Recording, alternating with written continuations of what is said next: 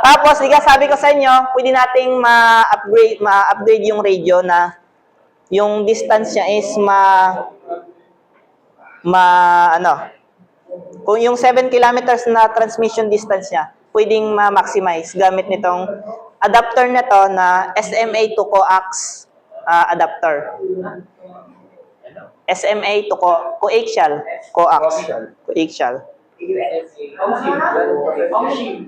SMA to coaxial.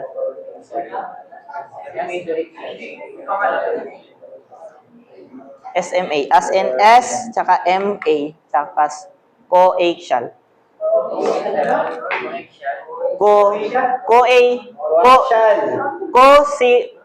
C-O-A-X-I-A-L. Yan, coaxial. Yan. Mga ginagamit sa antena. Oh, yun. Yung sa mga antena nyo sa TV, yung mga dating Keyboard. Oo, yan. Antena.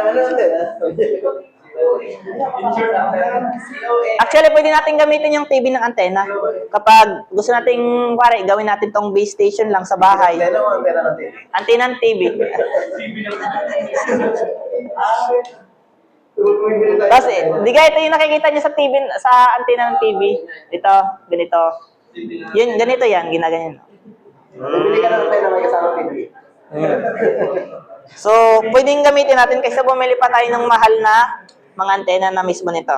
So, paras lang din naman ang principle nun. Kung bubuksan mo yun, more on lang yun, coil and sa loob. Then, dito na tayo sa pinaka-crucial na part. Kung paano natin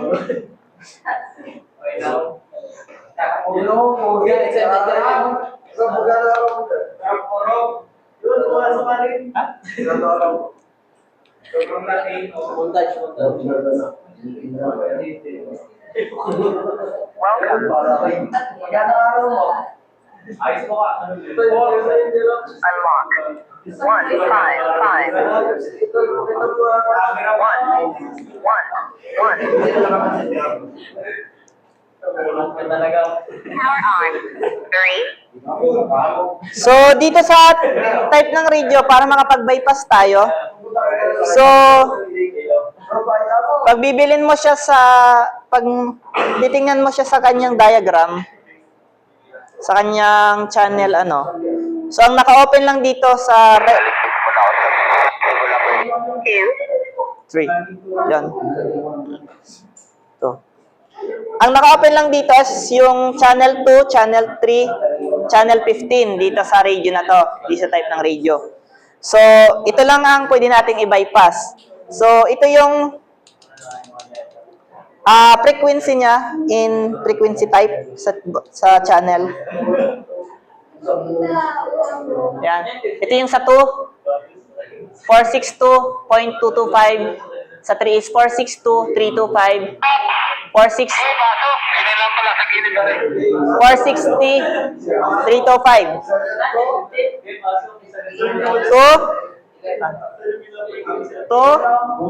3.15. Sino may market? 325.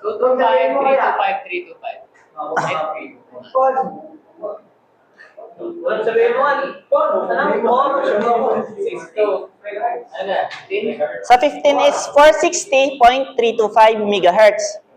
Sa 3 is 462.325 MHz. Sa 2 naman is 462.225 MHz. Okay.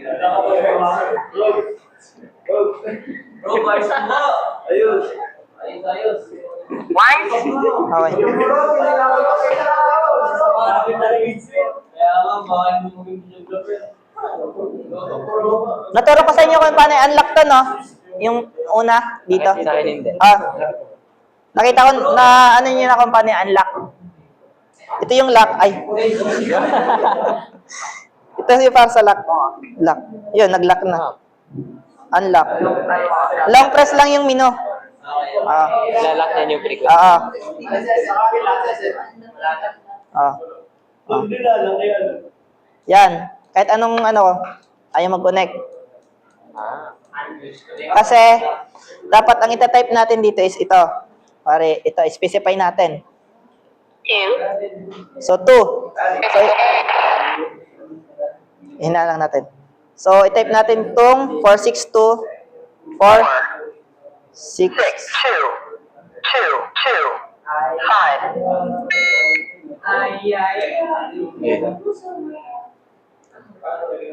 Hello.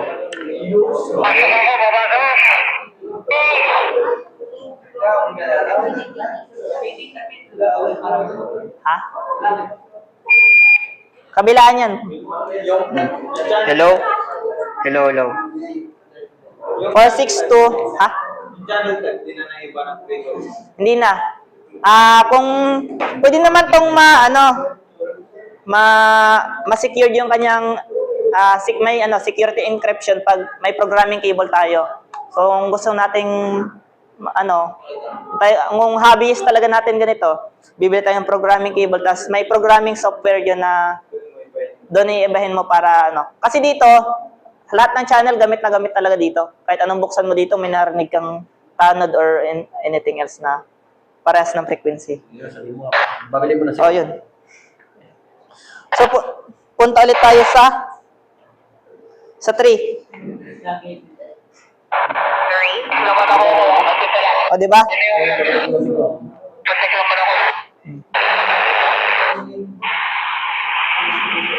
Ba't iba pala? Ay, sabi nagbibideo lagi binibideo na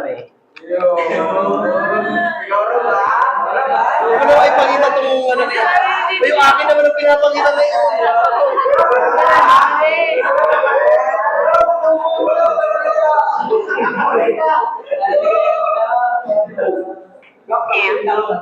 Sabi niya, hindi na ako So,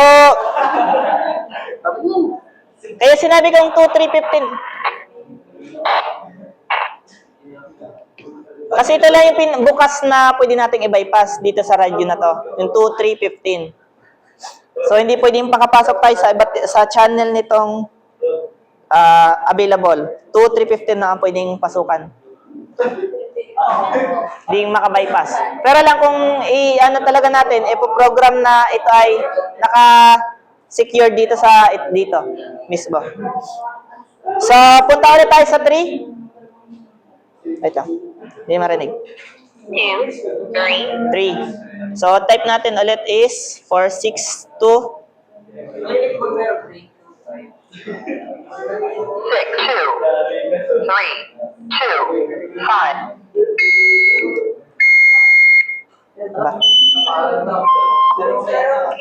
Hello, hello. Hello, hello. Okay.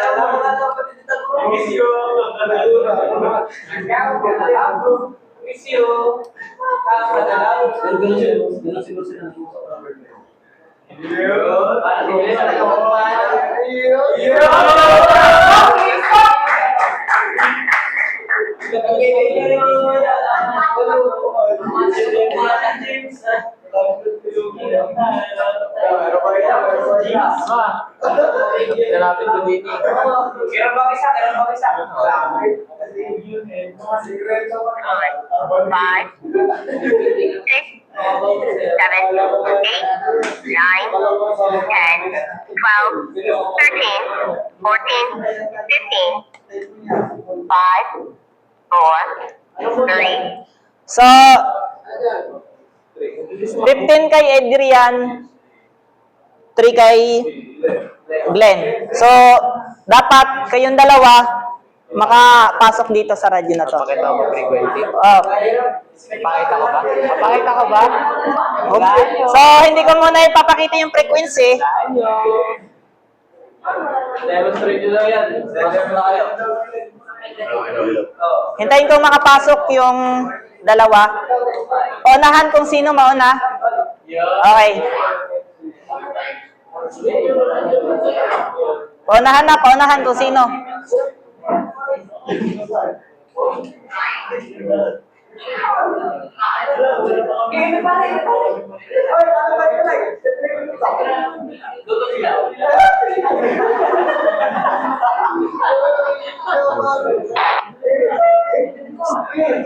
Tapos magsasalita kayo ha, kung sino mo ano. Okay, imik. Wala. Wala.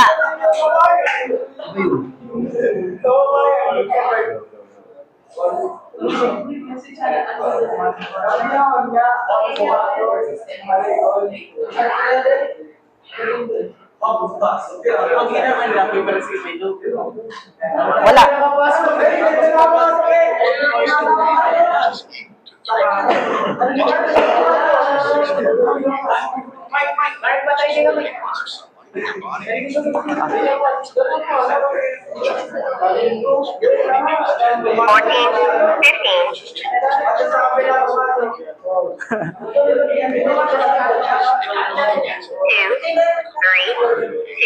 Two, three. 15 to, 15.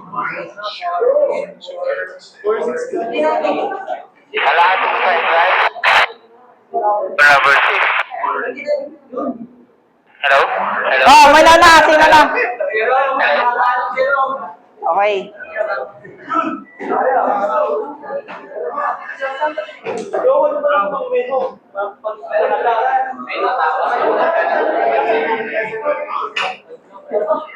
Ibalik mo na sa atin.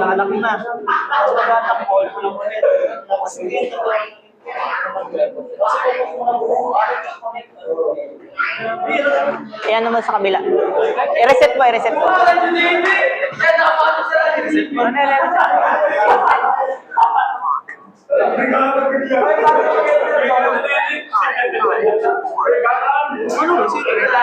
Hindi. Gumawa lang kayo ng kahit anong code.